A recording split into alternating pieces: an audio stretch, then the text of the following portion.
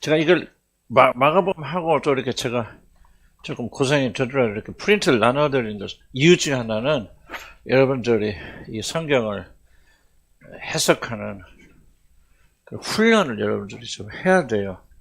그래 여러분들이 이제 묵상에 잘못되어진 것이 뭐냐면 묵상이 해석에 근거하지 않고 주관적인 감정에 의해서 묵상하기 때문에 잘못된 길로 이렇게 나가거든요. 그래서 1차적으로 저는 묵상이 됐건 설교 됐건 관찰을 많이 해야 된다 생각. 제가 설교 준비할 때 이렇게 해서 설교 준비합니다. 다른 책 일체를 참조하잖아요. 성경 읽고 또 읽고 읽으면서 관찰해서 거기서 나온 걸 가지고. 여러분들이 좀 훈련되어지면 얼마나 이렇게 할 수 있어요. 성령께서 그때가 좀 가르쳐 주시는데 제가 이제 해 나가면서 제일 중요한 것은 성경을 자체를 관찰하는 거다. 성경 말씀 하나님의 말씀이잖아요. 그렇기 때문에 틀림이 없는 말씀이고 그래서 우리들이 자세히 관찰해 보면 성령께서 그걸 통해서 말씀하시는데 그럼 여러분들이 평신도 신학교 안 나와도 관심만 가지면은 얼마든지 성경 말씀을 통해서 하나님의 음성을 들을 수 있고 안내받을 수 있습니다. 그래서 제가 이제 의도적으로 훈련시키는 거예요. 성경을 어떻게 하시기 바랍니다. 33장 1절에 보면은 이게 굉장히 좀 어려운 부분입니다. 왜냐하면은 난처한 부분, 어렵다기보다는 한마디로 보면 예수님의 어머니가 예수가 미쳤다 소리를 듣고 잡으러 오잖아요. 그죠? 그러니까 우리가 왜 이게 난처한 입장입니까? 마리아가 누구예요? 예수님의 어머니고 성령이 오셔서 안에 천사가 와가지고 내가 하나님의 아들을 낳을 것이다 하고 그렇게 순종을 보여주셨던 그 마리아인데 지금 여기 보면 예수님을 믿은 거예요? 안 믿은 거예요? 확실히 모르지? 믿은 건 뭔지 관찰해봐야 되거든요. 정말 이게 굉장히 당황스러운 부분이에요. 예수님 형제들 너희들은 예수님을 안 믿었다. 그럼 이해가는데 마리아조차도 예수님을 미쳤다고 잡으러 오는데 거기 가담했단 말이에요. 물론 어머니까 뭐 또 감독하러 왔든지 또는 뭐 말리러 왔든지 다른 원인이 있을 거다 생각이 드는데 이제 그게 맞는 건 저쪽에 맞는 건 성경 본문에서 자꾸 관찰해서 찾아내야 돼요. 그렇다면 예수님의 어머니도 예수님이 이렇게 인정하지 못하고 하나님을 받아들이지 못하고 오셨다면 이게 굉장히 이제 이게 당황스러운 거죠. 물론 나중에 뭐 마리아도 또 형제들도 다 예수님 믿고 주님 영접했지만은 그렇게 조금 이런 걸 통해서 우리가 도대체 성경 무엇을 말하려고 하는지를 여러분이 어떤 주석책에 내는 거 참조하는 여러분 성경 읽을 때는 제일로 좋은 것 중에 하나는 주석 성경 읽지 마세요. 주석 성경이 뭐냐 그 옆에 설명 있잖아요. 밑에 좀만 설명하게. 그 보면은 굉장히 좀 방해됩니다. 그냥 본문 그대로 좀 쉬운 걸로 세번역이라든지 이런 걸 하면은 얼마든지 성경을 이해할 수 있다 생각이 듭니다. 1절 보면은 친절 때 그가 미쳤다고 앞으로 잡으러 왔었죠. 앞에서 21절에 나오면 예수의 친족들이 듣고 그를 붙들러 나오니 이는 그가 미쳤답니다. 근데 잡아가서 못 잡아갔어요? 못 잡아갔지? 그러니까 이제 2차로 누가 와? 특공대들 오잖아요? 특공대가 누구예요? 어머니와 형제들, 누이들까지지. 그때 그 당시는 여자들이 잘 안 내드리는 그런 시절이었는데, 누이들까지 왔으면 아주 그냥 총동원해서 예수님을 잡으러 온 거지, 미쳤다고. 그걸 보셨다. 그래서 그걸 뭐라고, 첫째 보면, 1번 보면은, 우선 이걸 보고 뭐를 느낍니까? 이런 걸 찾아야 돼. 뭐를 느끼죠, 작품은? 예수님이 가는 길이 굉장히 애로운 길이었다는 걸 알 수 있잖아요. 심지어 뭡니까? 자기를 낳은 어머니, 형제들, 자매까지도 뭐라고 합니까? 자기가 미쳤다고 잡으러 오잖아요. 그러니까 예수님의 그 지상 생활은 굉장히 외롭고 고독하고 남이 알아주지 않고 심지어 어머니도 자기를 낳아준 어머니조차도 잘 이해하지 못하는 왜 그걸 이렇게 설명하는지 뒤에 가서 내가 근거를 가지고 설명을 드릴게요. 그러니까 예수님은 굉장히 좀 어려운 길이었죠. 참 생각해보세요. 하늘의 길을 버리고 하늘의 영광 모든 영광 하늘의 왕자 아닙니까? 하나님과 동등하신 분을 창조주시고 모든 우주 만물이 그를 위해서 창조주 그 영광의 왕자께서 왜 이 땅에 오셔서 이렇게 이렇게 사셨어요? 그 이유가 뭐죠? 그것이 바로 여러분을 구원하여서 그런 겁니다. 근데 이제 복음을 이해한다는 말 무슨 말이냐? 예수님이 오셔서 막 누구시다 그래서 구원하셨다. 이것이 복음을 이해하는 게 아니에요. 이렇게 이해하면 복음은 우리에게 아무런 영향을 못 줍니다. 그럼 뭐를 이해를 해야 되냐면은 아까 정서를 기억했어요. 정서. 왜 하늘의 보좌에 앉으신 그 하나님, 창조주 그 하나님께서 도대체 나 같은 자를 구원하기 위해서 이런 외로움과 배척당하는 삶과 그렇게 부모 형제조도 이해하지 못하는 그런 고독의 삶을 사셨을까라고 하는 것을 깨닫고 뭐가 움직일 때, 그렇죠. 여러분 정서가 움직일 때 거기서 믿음이 생깁니다.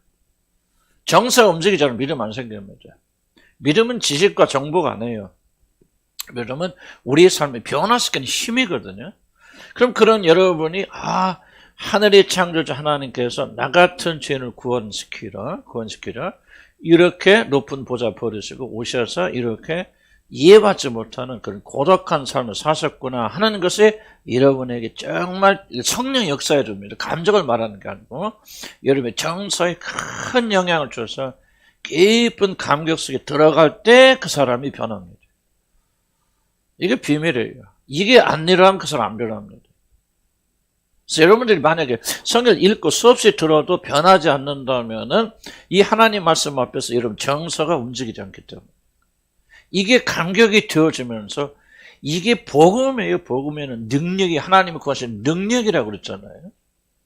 지식만 남아있다. 아무런 감정이 없어. 그런데 어쨌단 말이에요. 예수님이 죽으셔서 왜 그랬을까?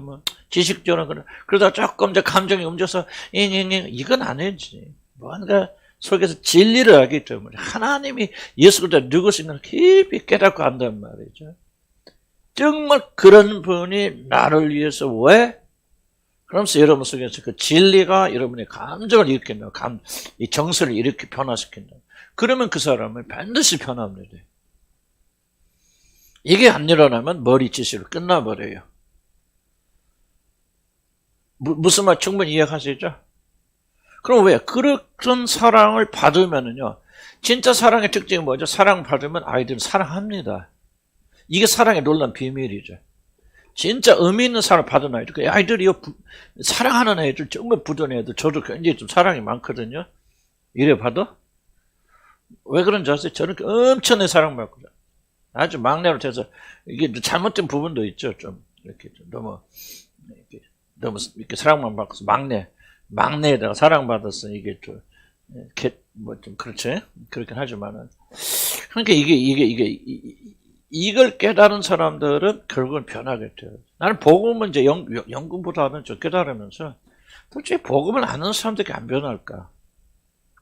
저는 깊은 고민을 했거든요. 나는 복음을 전하는 사람들 가까이 가면 참 인간미가 안 나.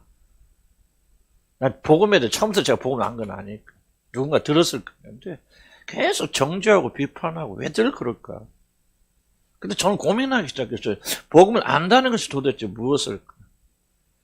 나중에 발견한 거는 그들이 가지고 있는 정보구나. 예수님 이렇게 해서 나는 구원받았다는 정보를 가지고 있죠. 이 복음에 들어가 있는 진짜 그 맛을 못 본 거예요. 근데 저도 조금 못 본. 그래서 제가 이제 방향을 바꿔서 이걸 연구보다도 깨닫기 시작했는데 조금 맛봤어. 나는 절대로 내가 많이 했다는 거 아니에요. 조금 맛을 봤는데 내 안에서 굉장히 큰 변화를 일으키는 거예요. 이거였구나. 그래서 하나님이 맛보아 알으라고 그랬구나. 단순히 예수님이 누군지 하는 것은 정보입니다. 그런데 그런 분이 왜 나 같은 자를 위해서 이렇게 외롭고 괴로움을 당하시는가를 깨닫고 정서가 발동될 때 믿음이 일어나고 그때 그 믿음이 우리를 변화시켜 주시는 거예요. 무슨 말인지 충분히 이해하시죠? 이걸 여러분이 기도하고 체험하셔야 돼요. 그래서 우리는 그리스도가 그런 사랑을 받았기 때문에 그렇게 변화되어 나갑니다. 자, 보세요. 우리 주님도 이렇게 나를 사랑하셔서 고난받으셨는데, 배척당하셨는데, 심지어 자기를 낳은 어머니도 자기를 모른다고 미쳤다고 잡으러 오는데, 우리가 그런 구원을 받는 우리 그리스도 때문에 배척당하는 것이 너무나도 당연한 거네. 어떻게 생각하세요? 여러분 보세요. 윤리적, 도덕적 결단이 아니고 복음적 결단이라고 말하는 이걸 가르쳐요. 아니, 나를 구원하신 그분께서 나를 구원하기 위해서 이렇게 배척당하고 버림받으셨고 그 결과 내가 구원받았다면 내가 그분을 위해서 버림받는 것이 영광스러운 것이죠. 이게 고통스러운 것이 돼야 됩니까? 그러니까 여러분 이 세상에 당하는 외로움과 괴로움과 우울함은 무엇을 이겼습니까? 그분께서 나를 위해서 당하신 고난과 버림받으심을 여러분 진실로 깨닫게 되어질 때 나를 구원하기 위해서 그분은 나를 위해서 이런 것도 고통 당하셨는데 나는 왜 그분을 위해서 이런 것도 못 당하나? 이게 깨닫게 될 때 여러분 힘이 거기서 일어나는 거예요. 그래서 우리도 그리스도처럼 그리스도를 위하여 고난받고 배척당하는 것을 영광스럽게 여기는데 바로 초대교인들이 그랬잖아요. 초대교인이 어떻게 했습니까? 자기들이 예수님으로 인해서 고난받게 된 것을 그런 영광을 고난받게 적당한 자로 여겨주심을 인해서 기뻐하더란 말이에요. 그 말을 지금 하고 있는 거예요. 우리 주님은 우리를 위해서 이런 고난과 고통을 당해서 죽으셨는데 우리도 주님처럼 그렇게 되는 걸로 여겨주신 것에 대해서 기뻐하고 감사하는 거예요. 이게 변화를 일으키는 거예요. 그러니까 무슨 말인가 이해가시죠?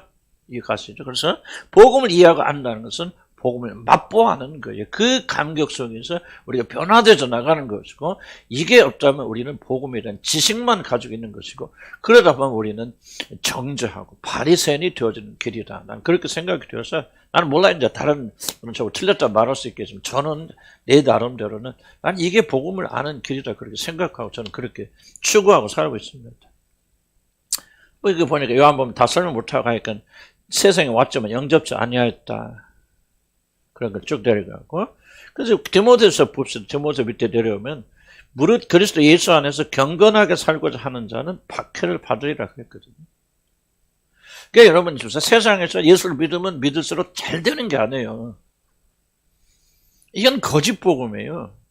성경 뭐라고 말합니까? 무릇 경건하게 그냥 대충 살려고 할 때 문제 없어요. 그러나 그리스도 예수 안에서 경건하게 살려고 하는 자들은 박해를 받으리라. 진짜 구원받으니까 구원받지 못한 차이가 여기서 나는 거죠. 가짜로 구원받은 자들은요. 이 단계에 들어가면 다 나가 떨어집니다. 자 보세요. 예수님의 제자를 수없이 따라다니잖아요. 왜 따라다녔을까요? 처음에 이분이 왕이 될 거야. 메시아야. 그러니 이분 따라가면은 뭐가 될 거예요? 우리는 한 자리 할 거야. 그래서 좀 다 따라가거든. 제가 재밌는 얘기를 한번 하는데 잠실었던 교회들가 참 기가 막힌 얘기를 줘서 난 그 이야기 좀 충격받았는데 그 잠실에 어떤 교회가 있는데 자기 건물이 있대. 근데 그것이 재건축에 들어간대. 그러니까 그 토지를 수용한다는 거예요. 수용해서 보상을 해주고 그 돈을 가지고 이제 뭐 어떻게 하라는 건데. 그런데 그게 결정이 되면서 교인이 150명이 불었대.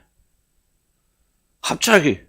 그래서 아유 좀 죽겠다. 거기 이제 그 목사님 될 분한테 담임 목사 될 분 우리 집에 찾아와서 상담한다고 그래서 같이 나누면서 참 좋겠다. 그리고 불었으니 하나님 은혜다 그랬더니 그 목사님 아니요 목사님 그런 게 아니래.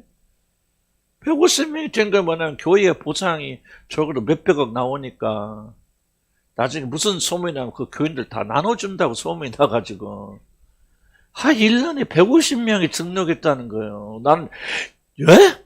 이게 무슨 소리예요? 난 처음 들어본 소리니까 나는 그런 꿈에도 못 꼈거든.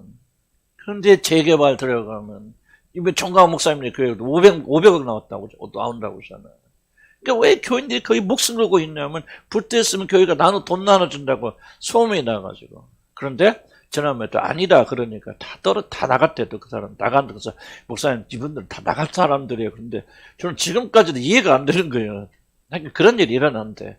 그러니까 여러분 잘 들어보세요.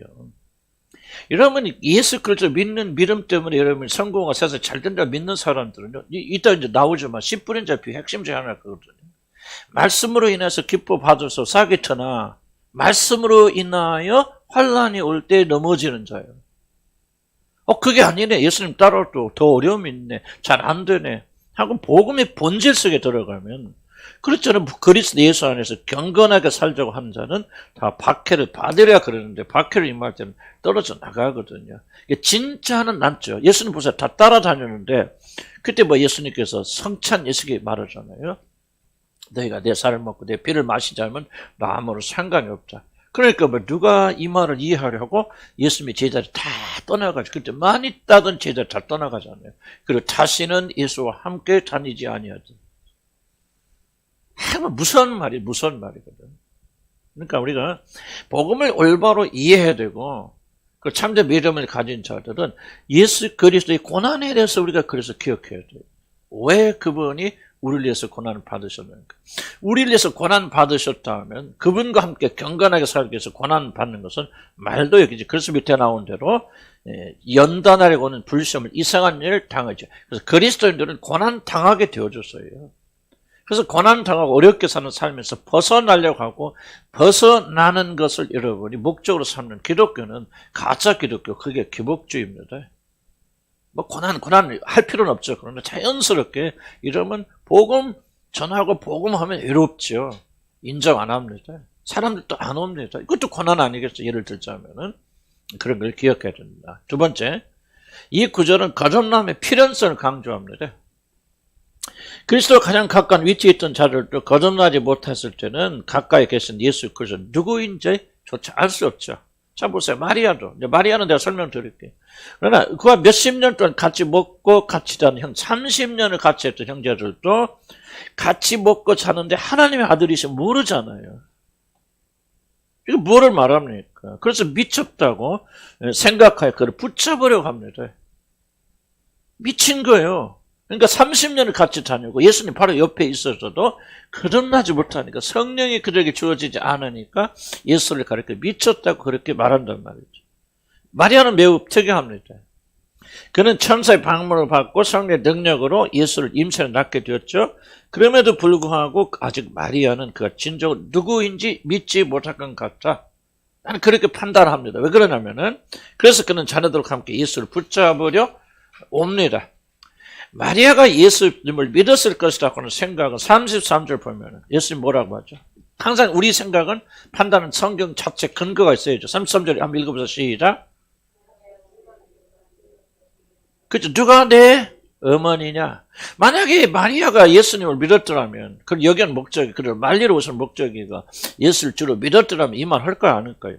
나는 상식적으로 안 하리라고 생각합니다. 누가 내 어머니냐? 봐라 말했죠. 나 잡으라고 온 여자 봐라 말해. 그 말이에요.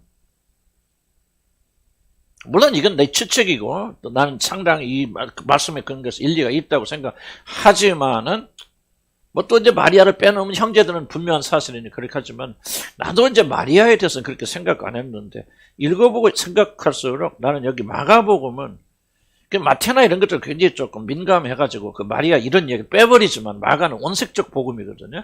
가감하지 않습니다. 그래서 그대로 있는데 예수가 미쳤다고 잡으러 왔단 말은 마가복음밖에 기록이 안 돼요. 마태나 누가나 요한은 그런 기록하지 않습니다. 기록 목적이 다르기 때문에. 그다음 나는 이 시점에 본다면 마리아도 뭔가 긴가민가 그랬을 거 아니에요. 자기가 뭐 얘기를 났는데 지금 무슨 성리 꿈을 꾼 거야, 뭐 무슨 한 거야, 내가 미쳤은 거야, 뭔 거야, 내가 의식이 없을 때 강간당, 이런 생각이 없었을까 마리아에게? 나는 그거는 너무나도 당연하게 있을 것이라고 생각하고요. 이 시점까지는 나는 그가 예수 그리스도를, 하나님의 아들 구주 예수 그리스도를, 아직 마리아는 나중에는 바뀌지만은 형제들과 마찬가지 그랬을 것이라고 저는 그렇게 추측합니다. 그래서 예수님이 다룰 하는 게 누가 내 어머니냐 그렇게 말하는 거 아니에요? 자, 생각해 봅시다. 성령의 능력으로 자신의 태에 하나님의 아들을 임신하고 출산한 것보다 더 크고 엄청난 성령 역사를 체험한 자가 이 세상에 어디 있겠습니까? 존재하는 인간 중에서 하나님의 가장 큰 역사를 체험한 이가 바로 마리아입니다. 그러나 그는 아직 자신의 아들 예수가 누구인지 알 수가 없습니다.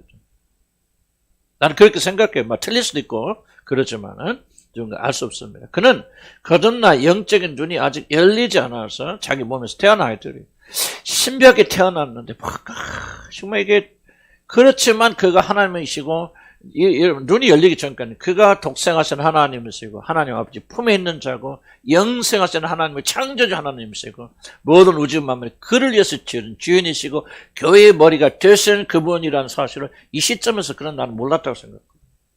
알 수가 없죠. 아무도 아직 모르니까. 제자들도 그렇고. 뭔가 좀 특별한 사람이다. 성령 역사에 태어난 사람. 이게 도대체 뭔가 이런 감은 갈 수 있겠지만 난 이 시점에서 마리아는 확고하게 예수 그리스도를 이해했다고 나는 그렇게 생각하잖아요. 물론 그런 이미 하나님 알고 있고 믿고 있지만은 하나님의 영원한 계시, 곧 그를 구원으로 인도하는 우리 주님에 대한 계시는 아직 열리지 않았다고 나는 그렇게 생각합니다. 그래서 그는 예수가 미친 자로 부인한 그런 자들과 함께 있는 것이 안 말리잖아요. 자, 보세요. 그가 진짜 예수를 주라고 믿었으면 호통치고 말렸을 거 아니에요. 안 말리잖아요. 같이 잡으러 오잖아요. 이게 성경 그대로 전하는 거, 보도하는 겁니다. 그렇다면 마리아는 예수님에 대해서 상당한 의심을 가지고 있었다는 것은 분명한 사실입니다. 자, 이러보건대 아무리 큰 기적을 체험하고 마리아나 예수의 육적 형제 자매들처럼 가장 가까운 데서 오랜 시간 주님과 함께 시간을 보낸다 할지라도 거듭나지 아니하면, 니고데모도 그렇죠. 그를 따르던 제자들도 거듭나지 아니하니까 영적 눈이 열리지 아니하면 그들은 결코 생명의 주님을 알아보고 그에게 다 구원을 받을 수 없습니다. 이건 참으로 엄청난 비극입니다. 우리 아무리 오랫동안 교회 출석을 하고 별의별 체험을 다 하여도 거듭나서 영안이 열리지 않으면 예수를 그리스도로 받아들일 수 없습니다. 수없이 강조하자면 이거 성경에 다 예로서 나오는 겁니다. 30년, 40년을 예수와 옆에, 여러분 예수님을 배반한 자는 누굽니까? 죽인 자들이 다 예수의 실물을 본 사람들 아니에요? 갈릴리에서 그를 보았고 그 목격과 그가 죽은 자를 이렇게 세우는 걸 본 자들 아니에요? 그들이 성리 역사에서 그들을 거듭나서 이렇게 세우지 않으니까 마리아도 이제 후에는 이제 영접하죠. 영접하고 영안이 열리고 보게 돼서 도마가 말한 것처럼 나의 주 나의 하나님, 도마만 그랬을까요? 난 모든 제자들과 형제를. 그러니까 나중에 예수님의 형제 누구 야고보가 예루살렘 교회 기둥이 되잖아요. 야고보서 보세요. 얼마나 은혜스럽습니까? 이게 바로 안 믿겨지잖아요. 예수를 미쳤다고 잡으러 왔던 그 친구가 예수를 만나서 성령을 받아 변화되져 나가니까 그런 위대한 사도가 되잖아요. 12사도는 아니었죠. 난 사도라 생각 그랬기 때문에 그의 편지가 성경에 들어가는 거 아닙니까? 나는 그 사도 야고보라 그렇게 말하는데. 그 겸손과 거기서 야고보가 지나는 거 주님을 높이는 거 보세요. 형제 예수가 아니잖아요. 그거는 거듭나야 되고 성령을 받아야 돼요. 그래서 나는 여러분들 교회 아무리 오래 다녀도요 거듭나지 않으면 하늘나라 못 갑니다. 니고데모를 향해서 말하는 거죠. 니고데모야, 네가 거듭나지 않으면 하나님의 나라를 보지도 못하리라. 그렇게 유명한 교사죠. 구약성경을 가르친 교사죠. 이스라엘 대선생이죠. 그래, 너는 거듭나지 않으면 보지 못하라. 말씀한다, 그 말. 무슨 뜻 이해하시죠? 거듭나야 돼요. 거듭나야 되는데 우리 힘으로 안 되니까. 거기에 문제지. 사모하신 거예요. 거듭났으니까 사모할 수도 있고. 하여간 나는 이건 거듭나면 정말 설명하기 어려운 거예요. 그러나 거듭나야 되고, 거듭나기로 발버둥쳐야 되고. 교육 몇 번에서 거듭난 게 아니에요, 여러분. 여기서 복음 세미나에서 거듭난 게 아니에요. 그래, 그 계기가 될 수 있어요. 그거는 계기가 될 수 있고. 그래서 저도 그런 소망을 가지고 여러분 계속해서 가르치고 그러지만요. 내가 가르쳐서 이런 거듭나는 게 아니에요. 거듭나는 전적으로 성령의 역사예요. 말씀을 통해서 또 거듭나게 하세요. 자다가도 거듭나게 하세요. 나도 어떻게 거듭난지 몰라요. 그런데 참 거듭난 결과는 있을 겁니다. 내가 23살에 3월 1일 날 난 주님을 영접했는데 꼭 그날 거듭났다라고 보기는 좀 어렵지만 난 그때부터 영원히 다른 존재가 됐거든요. 우리는 몰라요. 비밀이에요. 그러나 거듭나야 돼요. 거듭나면 달라져요. 새 사람이 되어져. 새 성향이 되어져. 내가 넘어지기도 하고 또 죄도 짓고 나도 그랬거든. 거듭난 다음에.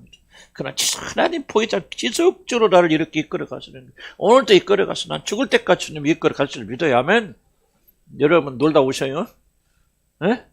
나는 그냥 주님의 이끌어서 계속 기도, 난 죽기 전날까지 기도하다 죽겠지.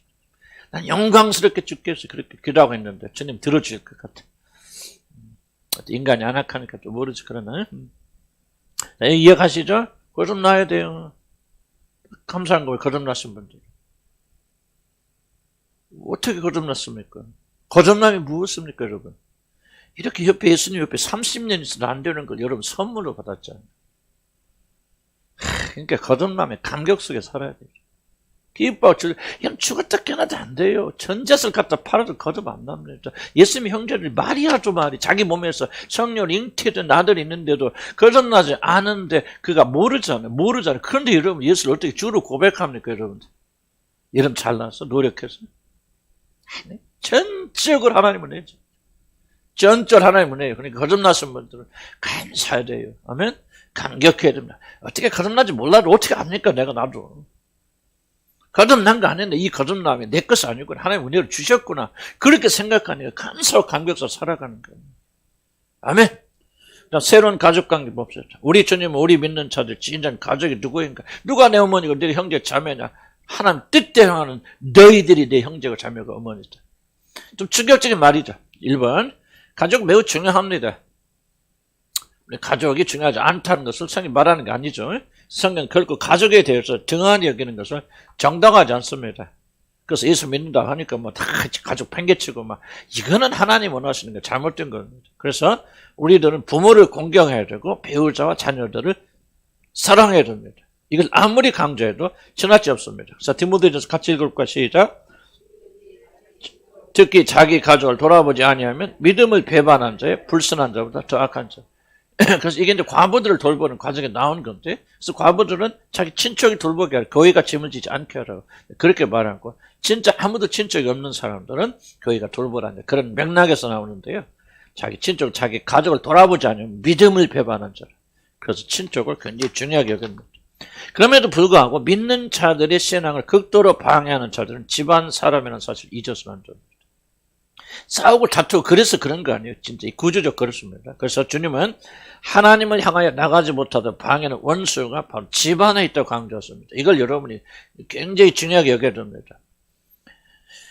사람의 원수가 자기 집안식구리라고 마태복음 10장 36절에서 말합니다. 사실 우리들이 가진 하나님의 영광에 사용될 에너지의 대부분은 자기 집안 식구들 때문에 소진됩니다. 특별히 잘못된 길로 나갔을 때 자기 배우자나 자기 자녀들이 잘못된 길로 나갔을 때 우리들이 소진되어야 되는 에너지는요 엄청납니다. 그 에너지가 하나님 영광에서 쓰였더라면 얼마나 하나님께 영광 받으시고 좋은 열매 맺었겠습니까? 그러나 우리들이 거의 대부분 에너지는 놀랍게도 가족 식구들과 쓸데없는 일에서 허비된다. 3번 봅시다. 중요한 사실은 그들이 하나님을 알지 못하는 자들이라면 뭐 믿는 자는 얼마나 좋겠어. 그러나 그런 자들이라면은 결국 가족들은 하나님의 자녀들이 천성을 향하여 나가는 영적 순례를 극적으로 방해하는 원수들이 존재한다는 뜻입니다. 이 말 지나치다고 생각하지 마시고요. 곰곰이 생각하시기 바랍니다. 그럼 믿지 않는 남편, 자녀들, 이 자녀들은요. 그들 안에 누가 있습니까? 사단이 역사하고 있기 때문에 하나 택한 받은 하나님의 백성들의 모든 에너지를 뺏어버려서 하나님께 영광을 돌리고 하나님 위해서 쓸 수 있는 힘을 얻도록 하는 것이 그것이 사단의 영향을 받고 있는 불신자들, 가족들이 하는 일입니다. 좀 이건 이제 쉽지 않아요. 막 여러분들 그래서 그 남편의 아내를 원수처럼 여겨라 그런 뜻을 하고 있는 건데 이걸 잘 이해를 하시 구조를 좀. 믿지 않는 남편과 결혼했다면, 믿지 않는 아내와 함께 산다면 그들이 가지고 있는 숨어있는 에너지는 뭐냐? 바로 여러분의 에너지를 고갈시키는 겁니다. 이걸 1차적으로 여러분 이해하셔야 돼요.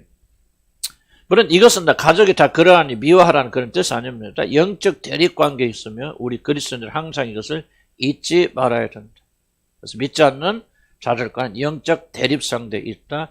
아무런 관련이 없어요. 여러분 70, 80년 동안 살아가는 동안 여러분이 가지는 인연이고 그런 관계지. 여러분이 죽고 다시 새로운 나라 속에 들어가면 여러분 아무런 관계가 없는 그런 겁니다. 그래서 지혜롭게 생각해 줍니다.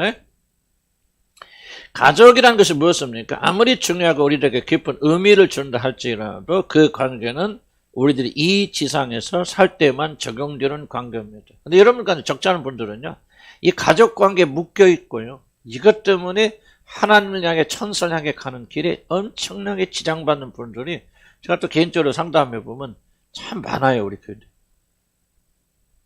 진흙탕처럼 묶여 있을 거예요. 그건 필요하기도 하죠. 필요하기도 하고 우리가 돌봐야 돼요. 그거는 이제 우리가 기본적이지만은 아까 정서 말하잖아요, 정서. 여러분의 하트가 다 그곳에 들어가 있기 때문에 이제 문제는 뭐냐면 주님을 향해 들을 힘도 없고 하트로 마음도 없다는 거예요. 할 수 없는 거예요. 왜? 다 뺏겨버려요. 나는 지금 여러분이 뭐 이래라 저래라 하는 것이 아니고 또 그렇다고 해서 부모나 자식의 또는 형제 의무를 다하지 말라 그런 뜻은 안 해요. 아니지만은 좀 더 영적인 차원에서 굉장히 심각하게 고민해 봐야 된다.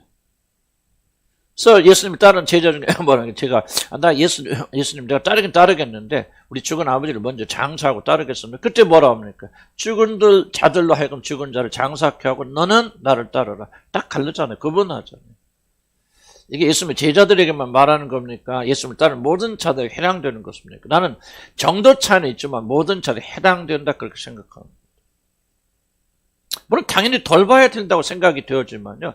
우리가 바운더리를 잘 설정하지 못하고 이 문제를 잘 이해하지 못하기 때문에 우리가 할 필요도 없고 해서는 안 되는 영역까지 우리 모든 에너지를 다 거기에 주고 나니까 중요한 질문은 하나님을 섬길 힘이 남아있지 않다는 거죠. 이게 바로 사단의 전략이고요. 어쩌면 특히 목회자나 뭐 이런 분들이 목회 실패하거나 좀 그런 일이 굉장히 큰 원인 중에 하나는 뭐냐면은 바로 여기에 에너지를 뺏겨서 하나님을 향한 그런 열정은 할 수 없다고 하는 거예요. 그래서 뭐 어떻게 하라나 그런 거 아니고 저도 어떤 그 결론이 내릴 수 없어요. 각자가 다르기 때문에. 그러나 저는 이 부분은 우리가 성경을 진짜 권위를 주고 하나님의 말씀으로 받아들인다면은 저도 우리가 이해는 해야 될 거 아니에요. 이 말씀이 무슨 뜻인지. 그러니까 우리가 무슨 뜻을 하시는지. 그러니까 여러분의 가족에 깊이 얽혀 있어서 여러분 하나님 섬기기 어렵습니다. 그래서 원수가 어디 있다는 거예요? 너희 집안식 어디에 원수? 어떤 원수라는 거죠? 네가 나를 섬기지 못하죠. 하나 되지 못해 가로막는 강력한 원수가 다른 게 옆집 사람은 여러분 영향 안 받잖아요. 가족이 되어서 필요한 이상을 뛰어넘어서 바운더리가 없기 때문에 많은 에너지를 상실하여서 이제 진짜로 하나님 섬겨야 될 때가 됐을 때는 남은 게 없단 말이죠. 이게 사단의 전략이라는 거죠. 여러분 구원받는 거 사단이 여러분 뺏어가지 못합니다. 그렇지만은 사단이 구원받는 여러분들이 영광스럽게 살지 못하도록은 충분히 사단이 방해할 수 있습니다. 아무런 열매 맺지 못하게. 뭐 지옥 가기는 못하겠죠. 그러나 하나님 앞에 쓰게 될 때 아무런 열매 맺지 못하게 이렇게 방해할 수 있다는 거죠. 그래서 이런 부분을 지혜롭게 해야 됩니다. 물론 거꾸로 어떤 분들은 이제 다른 것보다도 가족을 살펴야 되는 그런 환경에 있는 분도 계세요. 그래서 제가 지금 말하고 있는 것은 적용하게 될 때 성령의 지혜 가운데 적용돼야지 일방적으로 적용할 수 있는 거 아니에요. 그러나 여러분들이 성령의 인도에 따라서 적용할 때도 굉장히 여러분 주관적으로 적용합니다. 그래서 이런 걸 감안하고 고려를 해야 됩니다. 그리고 그 안에서 내 위치가 무엇이고 내가 지금 해야 될 일이 무엇인가를 경계선, 지도를 그려 나가야 되는데 한쪽으로 너무 편견쳐서 나는 하나님만 섬기는 사람이야. 가족이 어떤 일이 일어나도 돌보지 아니하는 그것도 잘못하는 것이요. 거꾸로 하나님의 모든 일을 내려놓고 가족을 1순위로 놓는 것도 잘못된 것이다. 다만 여기서는 지금 후자 쪽을 많이 강조하고 있는 부분이다. 그렇게 생각하면 됩니다. 다시 한번 가족이라는 게 무엇입니까? 임시라는 걸 기억해야 됩니다. 여러분이 피가 섞인 사람도 살아있을 때만 해요. 그리고 영원한 세계에 들어가면 아무런 의미가 없다. 그렇기 때문에 가족관계에 영원한 의미를 두는 것 같이 어리석은 일이 없다. 나그네 생활할 때 잠시 만난 존재들. 그러니까 아무렇게 해라 그 말이 아니에요. 그 말이 아니고 가장 소중한 존재지만은 어디까지나 우리 죽을 때까지 죽음으로 모든 것이 끝난다. 우리는 영원한 세계에 들어갑니다. 그럼 뭐로 생각하죠? 영원한 세계 관계를 생각해요. 4번 이 세상에 살면서 가족들과 가졌던 그것과는 비교도 되지 않는 관계를 우리는 저 세상에서 믿음의 지체들과 함께 누리게 됩니다. 이 부분은 굉장히 새로운 부분이고 중요한 부분입니다. 그리스도의 피로 하나 된 그 관계가 인간의 피로 하나 된 가족 관계보다 훨씬 더 중요하며 영원합니다. 근데 여러분 그렇게 생각합니까? 그렇게 생각 안 하죠. 그러니까 자기가 지적으로 생각하는 거 진짜 믿는 건 다르니까 진짜 믿는다고 하면은 사실 거의 대부분의 사람들 저도 이걸 깊이 인식하지 않아요. 하나님 인식한다면 내가 여러분과의 관계 굉장히 달라질 거예요. 소중할 겁니다. 그런데 그러지 못하는 것들은 내가 그렇게 생각하지 지적으로는 많이 생각하지만은 깊이 생각하지 못한다. 그러나 중요한 걸 다시 한번 인간의 피로 하나 된 가족 관계보다도 하늘나라에서 누리는 그리스도 예수 안의 형제 자매 관계 훨씬 더 중요합니다. 왜? 그것은 영원히 가니까. 아멘. 아멘. 자, 우리들이 이 땅에 살면서 배우자들이 누리는 심지어 성관계를 포함한 그 깊은 친밀보다 이게 중요한 말입니다. 더 깊은 친밀과 하나됨을 천국에 가서 다른 지체들과 나눌 것이라는 사실이 이해가 되지 않는다면 사실 우리들은 하나님 나라의 본질에 대해서 무지한 것입니다. 그러니까 인간으로서 가장 깊은 친밀이 어디가 있습니까? 부부 관계, 부부 이상 더 깊은 친밀. 아무리 자식이라 할지라도 자식과는 우리가 성적으로 한 몸을 이루지 않잖아요. 우리에게서 나왔지만은. 그럼 부부는 한 몸을 이루기 때문에요. 이 세상에서 나는 부부 관계 이상 친밀한 관계는 존재할 수 없고 존재해서는 안 된다고 생각해요. 존재할 수 없어요. 부부 관계 위에는 더. 그러나 그 깊은 친밀도 하늘나라 가면은 우리들이 성도들끼리 이루는 친밀에 비교하면 아무것도 아니라는 사실을 여러분 이해하지 못한다면 하늘나라의 친밀이 무엇인가 우리가 이해하지 못하는 거죠. 하늘나라에서 누리는 친밀은 부부간에 드는 친밀은 비교도 되지 않는 강력한 친밀. 죄가 하나도 개입되지 않는 뭐 성관계 그런 것은 아니에요. 그런 것은 비교조차 할 수 없는 깊은 친밀을 그 나라에서 누리게 될 겁니다. 믿어지세요? 안 믿어지죠? 무슨 말인지 잘 모르겠죠? 알아요? 말 자체를 이해합니까? 믿어지진 않습니까? 이게 바로 우리가 땅의 것만 생각, 하늘의 것 생각하지 않기 때문에. 하늘에 가면요, 이런 형제 자매께, 우리 믿음의 형제 자매께 누리는 친밀은요, 이 세상에 그 누구도 경험하지 못한 놀라운 친밀이죠. 저도 지식이에요. 나는 살짝 그걸 느낄 수도 없는 거고. 지식적인 거지만 이것을 여러분이 믿음으로 받아들여야 돼. 뭘 지금 강조하고 있느냐? 우리 형제 자매 그 실제 피를 다는 형제 자매보다도 믿음의 형제 자매 관계 훨씬 더 중요하다는 것. 그리고 이 세상에 사는 동안 그렇게 여기고 살아야 되는 강조합니다. 약단 봅시다. 누가 내 어머니고 내 형제는 주님의 질문은 육신의 피를 나는 형제가 되나 배우자야 돼. 절대적인 위치를 부여하는 우리의 불신앙을 지적하는 것입니다. 부모와 형제는 잠깐 같이 거주하지만 믿음의 형제, 자매들과는 영원히 함께 거합니다. 물론 그렇다고 형제, 자매가 중요하지 않다는 말 하니까 오해하지 마시기 바랍니다. 아무리 중요해도 하늘나라에서 누리는 관계보다 더 중요하지 않다는 겁니다. 훨씬 못하다는 겁니다. 그러면 우리의 영원한 형제는 누구입니까? 35절 누구든지 하나님의 뜻대로 행하는 자가 나의 어머니요 형제 누이가 바로 우리의 영원한 형제고 자매입니다. 진정으로 거듭나 성령의 인치심을 받고 하나님의 뜻대로 살려는 믿음을 가진 자들이 우리의 영원한 형제입니다. 같은 교회 다닌다고 형제가 자매가 아닙니다. 반드시 그리스도의 피로 하나 같은 형제들이에요.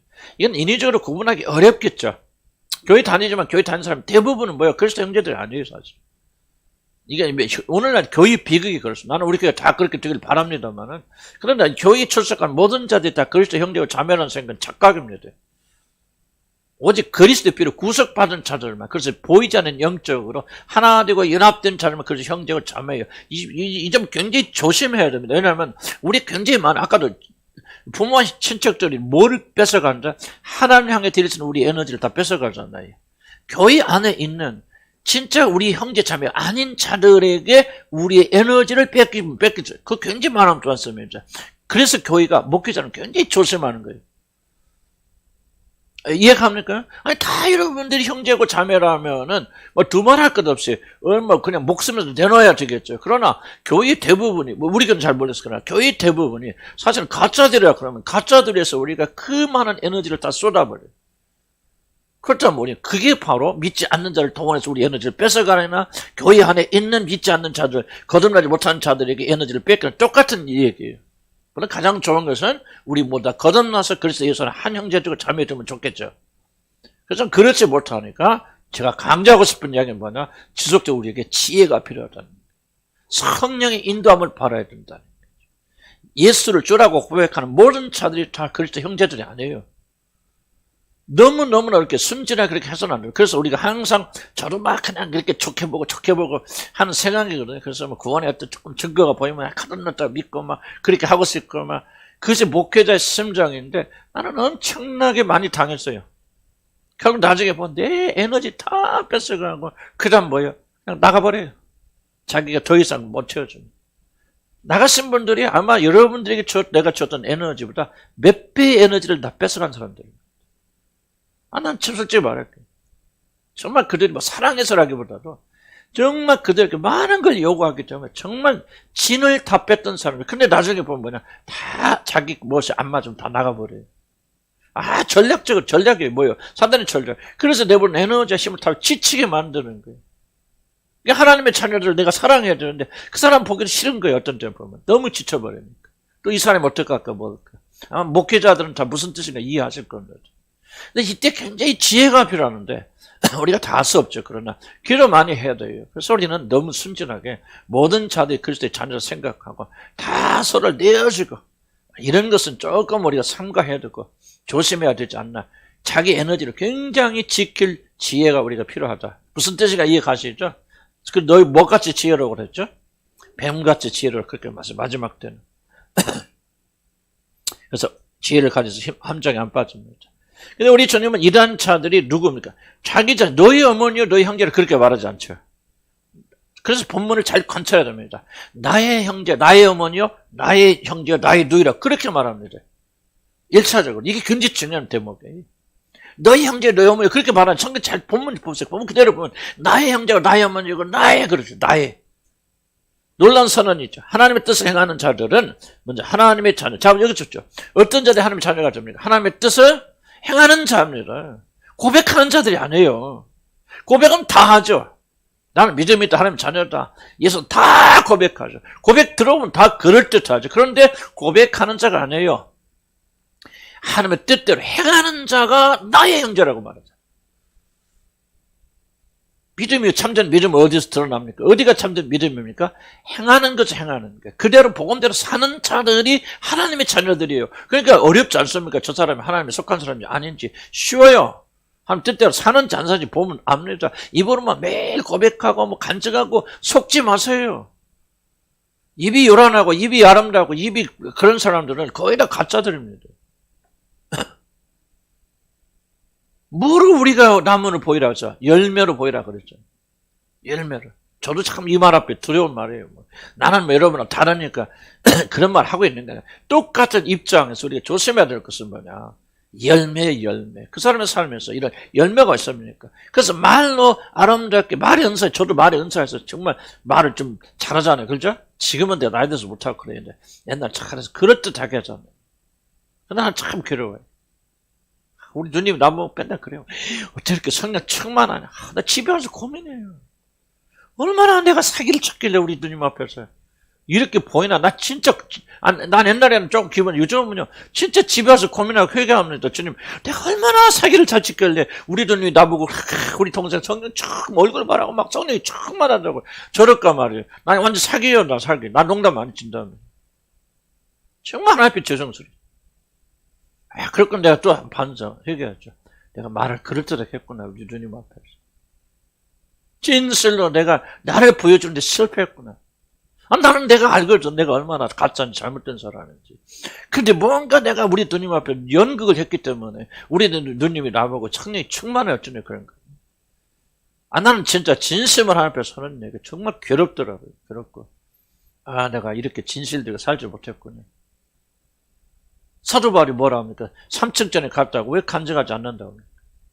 다른 사람이 자기를 자기 이상으로 볼까 봐요. 사도 바울이 굉장히 두려웠던 게 뭐예요? 다른 자들 자기 간증을 듣고 저 사람 위대한 사람이야. 자기가 자기 이상으로 볼까 크게 두려워서 간증하지 않는다고 하잖아요. 간증거리 하늘나라 갔다 왔어요. 하나님 만났어요. 거기서 놀란 비밀을 말로 다 할 수 없는 비밀을 거기서 듣고 왔어요. 그런데 왜 입 다뭅니까? 혹시나 내가 간증, 저 사람 거룩한 사람이야. 우리보다 뛰어난 사람이야. 그래서 하늘나라 정말 위대하신 분이야. 이렇게 너희들이 나 이상으로 생각해 크게 들어 입 다문다고 생각했죠. 아니 나는 정말 내가 우리 누님 이야기 듣고 내가 진짜 마음이 이게 진짜. 내가 아무리 점수 매겨봐도 내가 성령 충만한 사람 아니거든. 그것도 보였다는 얘기는 뭐예요? 내가 연극했다는 얘기예요. 무의식적으로. 그래서 우리는 정말 이게 누가 형제가 누가 자매예요? 행하는 자, 말씀을 듣고 행하는 자, 말씀도 사는 자. 나 같은 사람 입만 벌벌벌 하잖아요. 나는 그렇게 생각해요. 나는 누가 존경스럽냐? 나는 어려도 존경스러워, 존경합니다. 나보다 몇십 년 젊은 사람도 사는 사람 있으면 정말 그들이 존경스러워. 나 진심을 마음에서 존경합니다. 나는 그렇게 못 살거든. 입만 벌벌벌 하죠.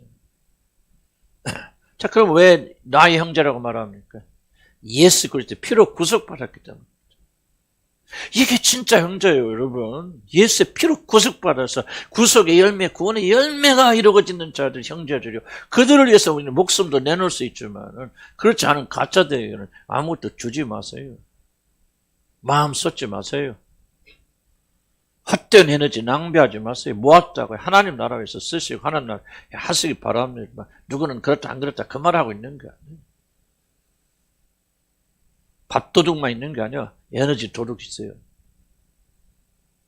우리 다 거듭납시다 하면 하나님 자녀가 되어서 예수의 피로 구속돼서 하나가 되어주면 우리가 소자하게 물 한 그릇 예수 이름으로 나의 이름으로 그랬잖아요. 무조건 선행 베푼다고 하나님 기억하지 않습니다. 나의 이름 나 때문에 선지자 이름으로 나의 복음을 전하고 고난받고 고통받고 그들에게 물 한 그릇 대접하고 옥에 갇힌 자 나 때문에 옥에 갇힌 자를 돌아보면은 그 말 아니에요.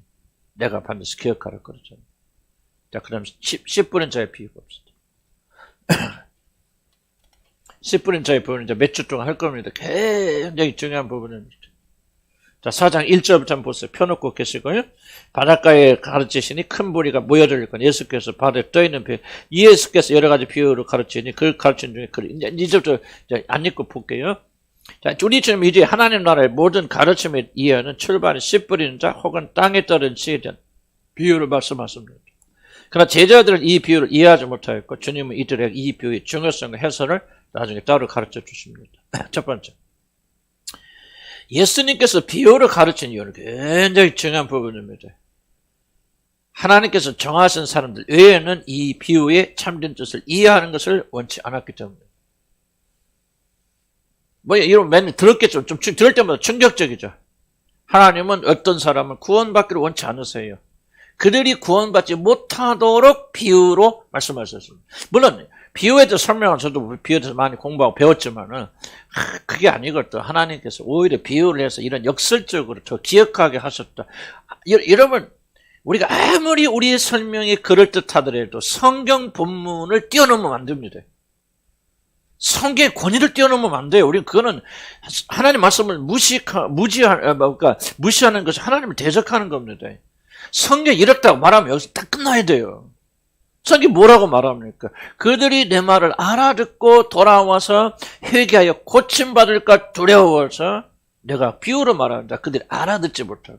그럼 끝납니다. 거기 악용하면 안 돼요. 그걸 가지고 이랬다 했다 토달하면 안 됩니다. 그럼 우리 하나님의 말씀을 넘어가는 거예요. 저도 과거에 그렇게 가르쳤는데, 야, 지금 생각하면 무서운 일을 돼. 무서운 죄를 저질렀다 생각이 돼요. 하나님 말씀 스톱이에요. 이게 일이다 그럼 일이에요. 이다면 이입니다, 여러분. 거기다 설명하면 안 돼요, 우리들은. 그래야 이 하나님께서 말씀을 통해서 우리에게 말씀하세요. 그래서 1차적으로 비유로 말씀하신 목적이 뭐예요? 알아듣지 못하게 하시는 거예요. 택하지 않은 자들에게는 하나님 이거 원치 않아요. 구원의 길을 그들이 발견하려 원치 않아요. 11절 봅시다. 하나님 나라의 비밀을 너희에게는 주었으나 제자들이죠. 그리고 믿는 자들이죠. 외인에게는 모든 것을 비유로 하나니. 비유는 건 뭐죠? 비유는 모르는 거예요. 그 뜻을 알지 못하면 그걸 이해하지 못하는 게 비유입니다. 이것은 적어도 하나님께서 모든 자들이 다 구원에 이르기를 원하시는 것은 아니라는 사실을 알 수 있습니다. 하나님 모든 자들이 다 구원에 이르기, 디모데서 그런 말이 있지만 그는 하나님 예정하시고 택정하신 자들 모든 자들이 구원받기를 원하신다 그런 뜻이죠. 모든 자들이 바리새인들 꺼내 모든 자들이 다 구원받기를 원하신다는 말은 거짓말이에요. 왜? 성경 나오잖아요. 우리 성경 가지고 따져야 돼. 우리 교리가 어떤지, 장르 가지고 뭐가 그 중요하지 않아요. 칼빈이 중요하지 않습니다. 성경이 뭐라고 말합니까? 성경이 뭐라고 말합니까? 그들이 구원받지 못하도록 비유를 주셨다 그럼 끝나는 거예요. 왜 거기다 토답니까? 말씀을 넘어가면 안 돼요. 그래 이단되는 거예요. 이단. 말씀을 넘어가면 돼요. 교리가 하나님이 아니에요. 교리가 성경이 아니에요. 성경에서 교리가 나오지 교리가 성경을 만드는 게 아니에요. 난 그래서 우리가 교리를 배우지만은 너무 교리에 매이지 않길 난 주의를 간 축복합니다. 칼빈이 우리 구원자입니까? 칼빈의 예정론이 우리를 구원합니까? 말도 안 되는 소리죠. 성경이 예정을 말하니까 예정을 말하는 것이죠. 칼빈이 성경을 만드는 게 아니에요. 예를 들자면. 소리들은 성경 말하는 거 그대로 가야 돼. 하나님의 나라의 비밀, 너희는 제자들이고요. 택정을 받은 자들, 여인에게는 모든 걸 비유로 하나니 이것은 적어도 하나님께서 모든 자를 구원에 이르길 원하신 것은 아니다. 그래서 저는 외인, 즉 하나님의 특정을 입지 않은 자들, 뭐 다르게 설명할 수도 있고 여기는 약간 거리 차이가 있으니까 저는 이제 우리 장로교회에서 보면은 하나님의 특정하심을 입지 않은 자들이 하나님의 비밀을 깨닫고 구원을 받는 일이 일어나지 않도록 하늘나라의 비밀을 감추기 위하여 비유로 말씀하죠. 하나님께서 어떤 자는 구원을 얻지 못하게 하기 위하여 하늘나라의 비밀을 고의적으로 감추시다는 건 매우 충격적인 일이죠. 그리고 하나님의 사랑하는 그럴 수 있는가? 그러나 여러분, 이것은 성경에 기록되어 있기 때문에 우리는 이건 참이고 진리입니다. 하나님 그렇다면 그런 거 이해가 안 돼도 우리 피조물들이 이해를 못해도 하나님은 구원받기 원치 않는 사람이 있어요. 바로가 회개하고 돌아가기 원치 않아요. 그래서 성경 보면 바로의 마음을 누가 하나님께 더욱더 완고해요. 회개하려고 하면 완고하게 하고 회개하려고 완고. 하나님 마음을 쓰잖아요. 그럼 우리 다르게 해석하면 안 돼요. 나 성경 그대로 받아들여요. 하나님 그렇게 하시는 거예요. 왜? 바로가 구원받기 하나님 원치 않으신가? 우리가 하나님 말씀 앞에 겸손해야 돼요. 어떤 자들은 아무리 노력해도 돼요. 진짜 노력해도 돼요. 하나님 구원하지 않기로 예정한 사람이 있어요. 버리신 사람이 있어요. 생각해보세요. 그런 사람이 우리는가 그 사람보다 더 낫고 착해서 우리 구원받고, 아니 그렇지 않으면 그 사람들도 우리가 나을 거 하나도 없어요. 여러분 구원받는 이유가 있다면 나중에 보면 여러분 구원받는 이유가 있다면 하나님이 여러분을 구원하기로 예정하신 특정하실 때 구원받은 거예요. 결단도 그렇게 알게 하시고 열게 해주시고 끝까지는 부르시니까 어쩔 수 없어 순종한 거죠. 그 사람들은 우리보다 악해서, 이러면 히틀러가 우리도 악해서 죄인 된 게 아니에요. 모든 인간 다 히틀러예요. 모든 인간 다 악해요. 그런데 그들이 회개해서 주는 게 더라 은혜를 그들이 주지 않으니까 그런 자들의 복음을 거절하고 나가잖아요. 저도 참 이해하지 못하는 게 그래요. 10년 동안 그렇게 가르쳤고 해도 참 그렇게 친밀하고 그래도 결국은 복음 앞에서 끝까지 복음을 받지 못하고 나가는 자리에 있으면 왜 나갑니까? 그 자리에 뭐 나갔다가 다 지옥 가는 그 말 하는 거 아니에요. 그들이 복음 받지 못하고 나간 자들은 왜 그렇습니까? 우리는 그들보다 더 나아서 앉아 있습니까? 그들이 우리보다 악해서 지금 복음을 거절하고 나갑니까? 아니에요. 하나님께서 그들을 구원하시기를 예정하지 않았든지 뭐였든지 그들에게 구원받을 만한 은혜를 주시지 않았기 때문에 나가는 거예요. 그들이 스스로 결단해서 나갑니까? 막 그런 면도 있고, 그래서 결단과 선택은 내가 굉장히 강조하는 거지만, 그러나 은혜가 빠져버리면 그건 의미가 없는 말이에요. 하나님은 그들을 구원하기를 예정하지 않았으니까 그들을 은혜를 주시지 않는 거예요. 만약 여러분 여기 앉아 계신다, 여러분 앉아 계시다, 여러분을 구원받으면 지옥 간다면 왜 지옥 갑니까? 하나님 여러분 구원하시기로 예정하지 않고 여러분의 그 은혜를 합당한 은혜를 주시지 않기 때문에 그래요. 그건 내 영역 바깥이에요. 먹기가 어려운 게 이겁니다. 이렇게 노력해서 다 구원받고 인간의 선택에 의해서 여러분 구원받을 수 있다면 이렇게 노력하고 이렇게 애쓰는데 구원받지 않은 사람 누가 있습니까? 다 맞죠. 근데 이렇게 해도 안 되는 사람들이 있더라 그 말이야. 못하는 사람들이 있더라. 하는 사람은 더 잘나서 그런 게 아니더라. 하나님이 예정하시고 은총을 베풀어 힘을 주셔서 그렇게 되더라. 그래서 여러분 구원받았거든. 모든 영광과 존귀는 여러분 자신이 아니라 하나님에게 있는 거예요. 만물이 모든 것이 그로부터 나와서 그로 돌아가는 이라면 구원도 그분으로부터 나와서 그분에게 돌아가는 거예요. 구원 못 받는 사람 어떻게 합니까? 나는 몰라요. 해답이 없어요. 해답이. 방법이 없어요. 그러나 구원 받은 사람들 그냥 앉아 예정 받은 사람 가만히 있어 구원. 그게 아니죠. 또 선택하라고 말하죠. 선택하는데 되더라고. 왜 됩니까? 예정하고 하나님께 은혜 주시니까 선택이 되는 거예요. 그렇지 않은 사람 선택하려고는 못해요. 선택은 안 돼요. 아무리 발부든 쳐도 바로가 벌써 회개 못합니다. 다시 완고해지죠. 왜 그 영혼을 부드럽게 안 해주신가 하나님께서. 그런 것처럼 이 비유도 보세요. 자기가 택한 제자들에게만 가르쳐 주시죠. 이거 중요합니다. 왜냐하면 이건 하늘나라의 문을 여는 비유들입니다. 전부 하늘나라의 비유들이에요. 이거 뭐냐? 이 비유의 비밀을 알으면 구원받습니다. 그래서 이들이 하나님이 예정하지도 않았는데 이 비밀을 깨달아서 돌아와서 구원받지 못하도록 하기 위해서 그들에게는 비밀을 덮어버리시는 거예요. 알으면 그들이 구원받거든. 아주 놀라운 거예요. 그래서 하나님께서, 예수님께서 비유로 말씀하시면서 그들이 이해하지 못하도록 막아버리시는 거예요. 여러분 다 이해할 필요도 없고, 좀 여러분들이 어떻게 생각하면 이것들 뭐 너무 걸려 넘어지지 마세요. 많지만은, 이게, 우리 구원받은 백성들은 오직 하나님의 은혜로만 되었다는 그 사실을 기억하시면 하나님께 감사드리고 그렇게 해야 됩니다. 자, 봅시다. 보기는 보아도 알지 못하고 깨닫는 것 조금만 더 합니다. 이것은 우리에게 구원의 중요한 과정이 무엇인가 역으로 보여주고 있습니다. 즉 먼저 알게 되고 깨닫게 되고 그리고 돌이켜 이게 구원의 3단계입니다. 첫째 뭐예요? 알게 되고 깨닫게 되고 돌이켜서. 지금 이거는 아직 해석을 안 들어갔습니다. 다만 우리가 여기서 관찰하는 것만 관찰하는 거예요. 이게 지금 구원의 3단계 들어있구나. 예수님 글자 그대로 본 거예요. 먼저 알게 되고 깨닫게 되고 돌이켜요. 이렇게 돼야 죄사 먹게 됩니다. 지적인 인식과 마음의 깨달음 그리고 회개, 이것은 구원의 3단계. 여러분 구원받지 못했다면 무엇인가 이 3단계가 여러분한테 이루어지고 있지 않기 때문에. 구원의 시작은 뭐예요? 진리를 깨닫는 일입니다. 그래서 마태는 열매 맺는 자는 말씀을 듣고 깨닫는 자, 마태복음 13장 23절에 듣고 행하는 자로 말하지 않아요. 마태는 깨닫는 자가 열매 맺는 자고 그래요. 그래서 마태는 어디다 중점을 두냐면 깨닫는 일이에요. 깨달음은 변화예요. 그래서 구원의 핵심이 뭐냐? 깨달음이 있어, 깨달음. 깨달으면 그 사람 변합니다. 구원받습니다. 깨달으면. 깨닫지 못한. 그러니까 사단이 깨닫지 못하도록 말씀을 빼앗아가는 거죠. 말씀 집중하지 못하고 깨닫지 못하면요. 들어도 여러분 이해하지 못하고 깨닫지 못하면 이런 구원 못 받아요. 그러나 마음으로 깨달으려면 먼저 말씀 자체를 지적으로 이해해야 됩니다. 왜? 이해하지 못하는 걸 깨달을 수 없어요. 이해하지 못하는 걸 믿을 수 없어요. 먼저 이해돼야 돼요. 그래서 예수님께서 오셔서 말씀을 가르치시는 거예요. 그리고 비유로 말씀하시기도 하지만 또 비유는 뭐다 그냥 자연적인 일, 들에 핀 백합화를 보라? 이거는 비유가 아니잖아요. 그 뭐라고 합니까? 제가 잊어버렸는데. 풍요법이라고나? 들에 핀 백합화를 보고 연상시켜서 하늘나라를 이거. 비유는 완전 비밀이에요. 이걸 열어주지 않으면 비밀은 안 보이지만 그건 풍요는 누구든지 백합화를 보라. 그러면 백합화를 보면서 하늘나라의 그 놀라운 그 진리를 쉽게 이해하는 거 좀 다릅니다. 비유하고 이 풍요법은. 풍요법이 다 오래줘요. 그래서 예수님께서 왜 이런 비유라기 좀 이런 예를 들고 이 자연을 들어서 설명하시냐? 먼저 지적으로 이해하지 않으면 그들이 깨달을 수 없기 때문에 지적 이해돼야 됩니다.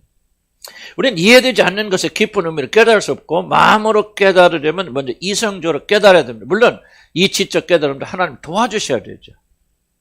그래서 사단이 뭐를 막냐? 이 지적 깨달음 막아버립니다. 무슨 말인지를 모르는 거야. 그래서 내가 물어보잖아요. 무슨 뜻인지는 아세요? 이게 뭐야? 지적인 깨달음이, 지적으로 이해되냐, 그거 말이에요. 1차적으로.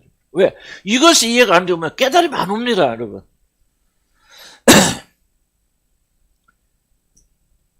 이걸 꼭 여러분이 이해하셔야 돼요. 받아들이셔야 돼요. 뭐가 안 되면 깨달음이 안 온다? 지적으로 이해가 안 되면. 그래서 여러분, 이 말 자체를 이해하실 말은, 여러분 이 말 자체를, 구조를, 그 뜻을 지적으로 이해하십니까? 그 말이에요. 근데 여러분 이해가 안 되면은, 절대로 깨달으면 안 됩니다. 못 깨달아요. 이해가 안 되는 것을 어떻게 깨닫습니까? 자, 보세요. 내가 내 사랑하는 아들에게 2살짜리 아들이 있는데 그 아들에게 1억을 주었다. 그랬을 때 이 아들은 아버지가 나를 이렇게 사랑하시는구나. 깨달을 수 있어요, 없어요? 왜? 그렇죠. 1억이 뭔가를 이해를 못하는 거예요. 사랑이 무엇인가 이해를 못하고 1억을 준다는 것이 지적으로 무슨 의미고 이건 엄청난 것인데 나같이 어린아이에게 이렇게 준 것은 지적으로 규명을 못하니까 그 아버지의 사랑을 느낄 수 없고 깨달을 수 없고 이해가시죠? 이게 진. 그래서 여러분이 깨닫고 거듭나려면 먼저 지적으로 이해해야 됩니다. 지적으로 이해하려면 뭐가 됩니까? 그래서 좀 표현이 그렇지만 좀 그래도 지적으로 갖춰져 있어야겠죠. 어느 정도 수준을 이해하지. 말을 좀 집중한다든지 또 그 말을 1차적으로 깨달으려 노력한다든지 그렇게 되어져서 지적으로 이해가 되어지면 그 다음 깨달아. 참 보세요. 예수님께서 우리를 이렇게 사랑하신다. 그렇게 말했을 때 제가 지금 골로새서를 가지고 계속 강조하는 게 뭡니까? 예수 그리스도가 여러분을 사랑하신다. 자 보세요. 예수님이 여러분을 사랑하신다. 이렇게 사랑하신다라고 말했을 때 여러분이 그것을 깨달으려면은 도대체 예수가 누군지 어떤 위치에 있는지 그분이 행하신 일이 무엇인가를 먼저 지적으로 이해를 해야죠. 자 보세요. 예수가 나를 위해서 그 예수가 누구요? 미친놈이야? 어떤 표현이 그렇지만 그 강도야? 강도가 나를 위해서 죽었다? 그게 뭐가 그렇게 중요한 거야? 그런데 여러분이 그 예수 그리스도가 하나님과 동등하신 분입니다. 창조주십니다. 그런 하나님의 본체십니다. 그러한 분이 이해가 되어지고 믿어지면은 바로 그때 뭐가 깨달아집니까? 그런 분이 나를 사랑하신 것이 얼마나 놀란 사랑인가가 비로소 깨달아진다는 거예요. 그 깨달음이 올 때 그렇구나. 내가 이런 사랑을 받고 이런 것인데 죄를 짓고 하나님 멀리 떠나왔구나. 하나님의 거라신 분이신데 하고 뭐합니까? 돌이켜 회개를 하게 된단 말이죠. 이해가시죠? 그러니까 1차적으로 이해를 해야 된다, 진짜. 그래서 우리가 공부하는 거요. 깨닫게 하는 게, 깨닫게 하는 것은 우리가 아니에요. 성령께서 이해를 가지고 깨닫게 돼요. 그 성령께서 오셔서 뭐냐, 들은 거를 생각나게 하셔. 지적인 거죠. 왜 지적인 걸 끄집어냅니까? 들은 걸 일단 생각나게 하시죠? 그래서 그 생각난 것을 성령께서 깨닫게 하시려고 우리가 들은 것을 다시 끄집어내시는 거예요. 그래서 뭐 해야 됩니까? 우리가 성경을 암송하고, 그걸 듣고, 하는 거예요. 성경 암송하면 많은 이해가 생깁니다. 자, 좀만 더 합시다. 그래, 아까 뭐 하나 먹긴 먹었어요? 좀 낫긴 났어요? 안 먹은 사람도 있어요? 미안해요. 좀 큰 놈 사러 갔더니 그게 제일 큰 거래. 이렇게. 자, 이해가죠? 이것도 이해가 안 간다. 그러면 이제, 이거는 구원은 역사 안 일어납니다. 여러분, 절대로. 이것도 이해가 안 된다. 그러면요. 여러분, 구원의 깨달을 왔지. 아니, 이해가 안 되는 걸 어떻게 깨닫냐고. 이해가 안 되는 거를. 아니, 하나님이 예수 그리스도 그런 분이라는 사실을 믿지 않는데, 이해가 안 되는데, 어떻게 깨닫습니까? 못 깨닫는 거죠. 그러니까 이게 좀 어려운 일이에요. 그래서 여러분, 마음으로 깨달으면 먼저 뭐로 깨달는다? 이성적으로 깨달아야 됩니다. 물론 이 지적 깨달음도 하나님이 도우셔야 됩니다. 어쨌든 이해하지 못하는 것을 깨달을 수 없고 깨달지 못하면 더러 회개할 수 없다. 11페이지 봅시다. 왜 우리 주님은 기적만 행하지 않으시고 그의 사역의 대부분 가르치는 일을 하셨을까요? 바로 우리들이 구원을 받는 유일한 일은 깨달음에서 시작되기 때문이고 깨달으려면 먼저 이해해야 하기 때문입니다. 앞에서 말한 마리아나 예수의 형제들이 하나님의 아들이신 분과 그런 관계에 있었지만은 자신의 형이고 오빠인 예수가 하나님 아들이라는 사실을 도무지 이해할 수 없었기 때문에 그는 깨달을 수 없고 받아들일 수 없죠. 우리는 왜 씨뿌린 자가 모든 비유 중에 가장 먼저 주어졌고 왜 이 비유가 비유 중에 비유인가를 알아야 됩니다. 이 비유는 바로 말씀의 중요성과 말씀을 이해하고 깨닫는 것이 구원의 절대적인 조건이라는 사실을 알려주기 때문에 그래요. 그래서 가르쳐주잖아요. 깨닫게 해주잖아요. 이해시켜 주시잖아요. 이런 과정이 있어야만이 하나님의 모든 나라의 비유를 이해할 수 있다. 예수님 말하죠. 너희들 이 비유도 깨닫지 못하고 알지 못하면서 어떻게 다른 비유를 깨닫겠냐 그러죠. 그러니까 다른 비유를 열 수 있는 열쇠가 뭐예요? 바로 이 비유인데 이 비유의 핵심이 뭐냐? 깨달음을 지금 강조하는 거죠. 자, 구원의 가장 중요한 책임은 마음으로 깨닫는 일입니다.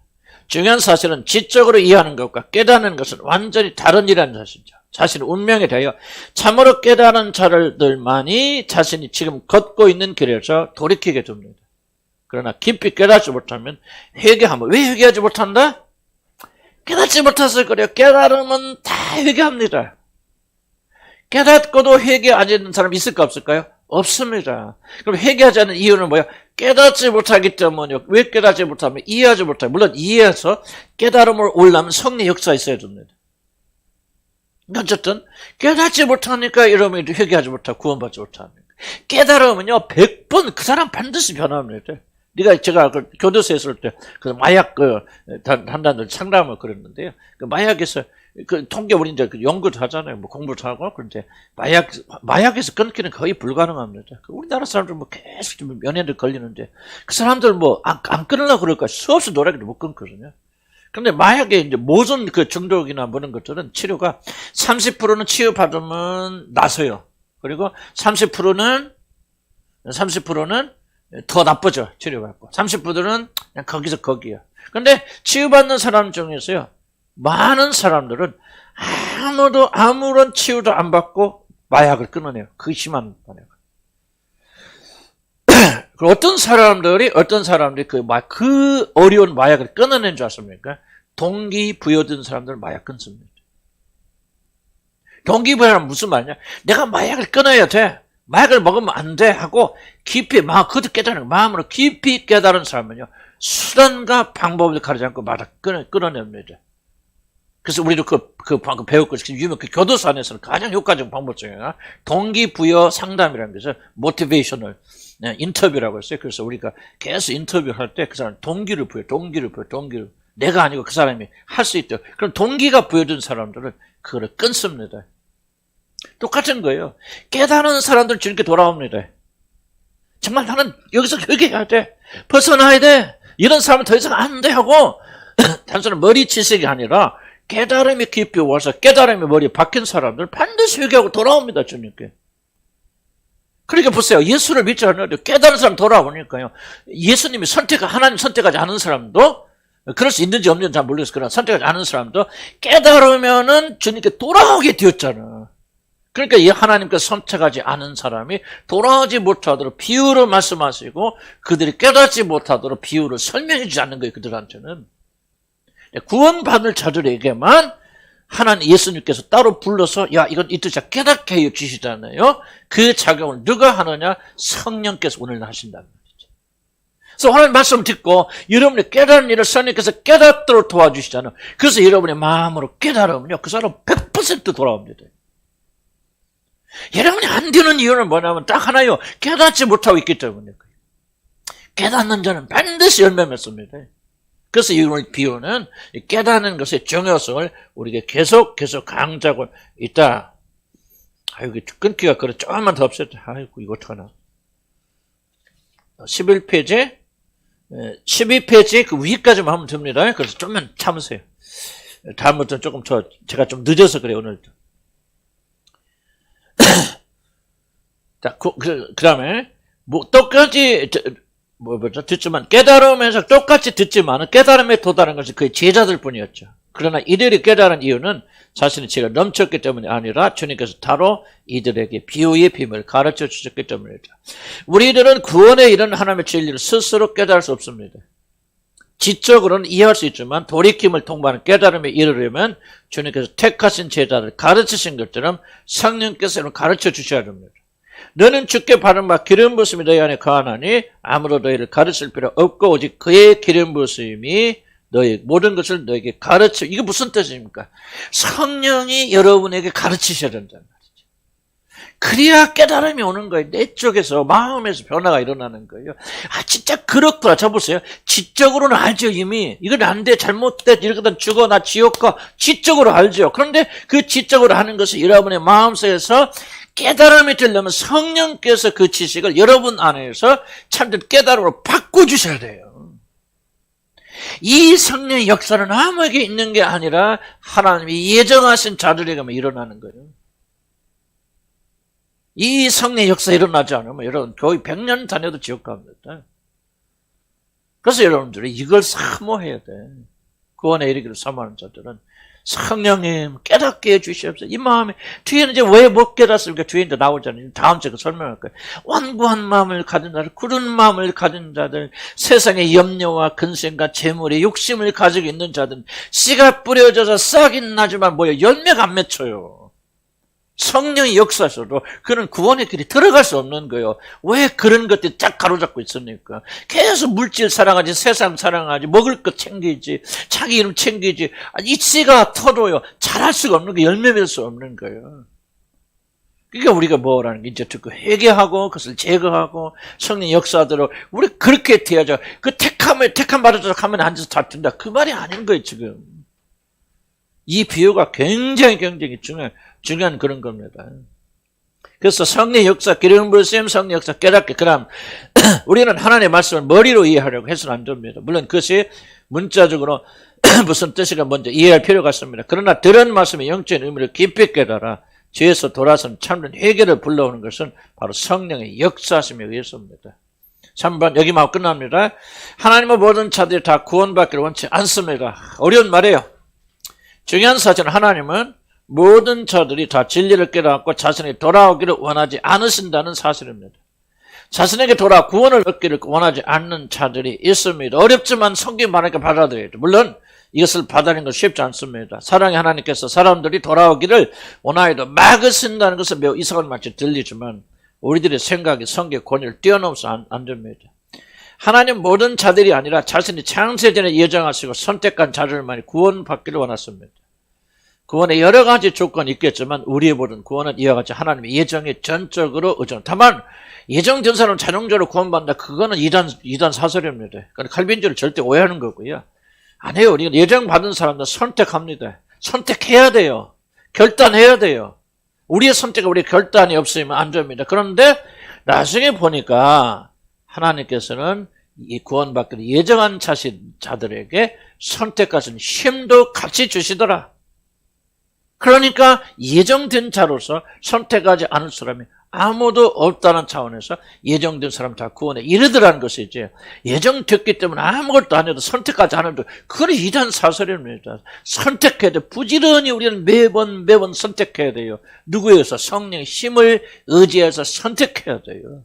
그리고 깨달음에 들어가서 우리가 회개하고 죄에서 부지런히 돌아서서 열매 맺는 삶, 이것을 하지 않으면 열매 맺지 못하는 것입니다. 구원에 여러 가지 조건이 있겠지만 우리의 모든 구원은 이와 같이 하나님의 예정에 전적으로 의존합니다. 그러므로 하나님께서 모든 구원은 이와 같이 하나님의 예정, 하나님께서 구원받기 원하는 자들이 있는 반면 구원받지 못하고 영원한 멸망으로 버리시로 예정된 자들, 육이라고 하는 좀 어려운 부분이에요.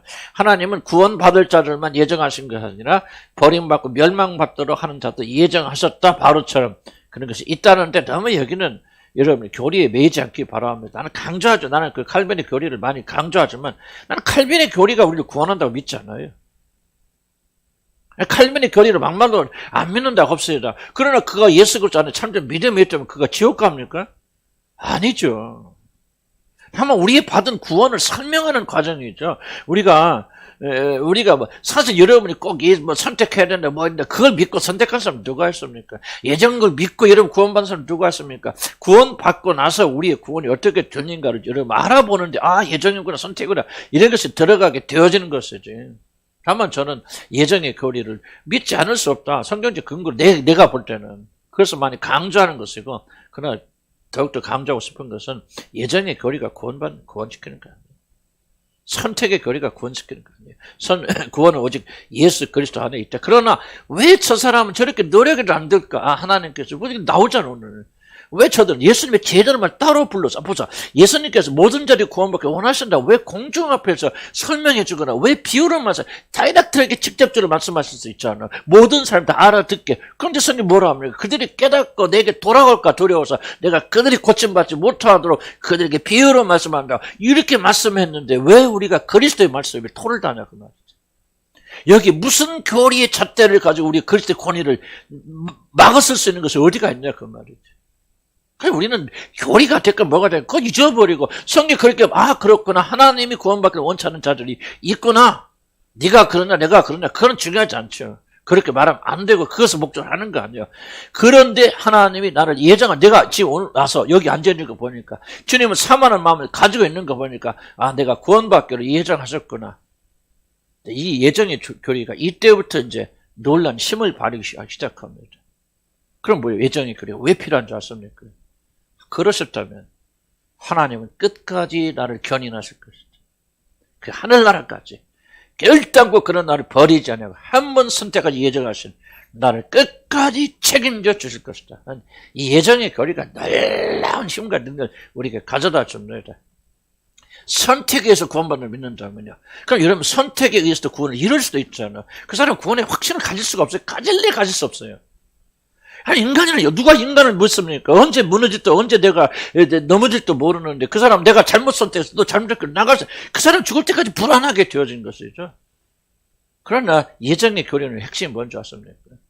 그가 우리를 선택해서 부르시니까 끝까지 나를 책임져 주실 것이다. 내가 실패해도 넘어져도 잘한다는 거 아니지만은 그런 순간에도 그는 우리를 포기하지 않을 것이다. 죽었을 때 나를 구원하기로 영원전에 예정하신 그분께서 살아나서 하나님 향해 가려고 발버둥 치다가 연약해서 넘어진 우리가 죄를 짓다 버리실 뿐이냐? 아니죠. 창세전에 나를 낳으시고 어머니 태속에서 나를 낳으신 그분께서 내가 연약하고 넘어진다 할지라도 결단코 나를 포기하지 않고 끝까지 이끌어 갔습니다. 여러분 자신 한번 뒤돌아보세요. 여러분의 힘으로 여기까지 나왔습니다. 여러분이 넘어지고 참빠지고 실패할 때 여러분의 힘으로 일어섰습니까? 하나님의 은혜 주셔서 그분께 이렇게 세우셨습니까? 왜 이렇게 세우셨습니까? 그리고 한번 이렇게 세우신 하나님께서 앞으로도 여러분 이렇게 세우지 않겠습니까? 예정을 믿는 자들은 반드시 그를 아멘하고 믿음으로 나갑니다. 기도합시다.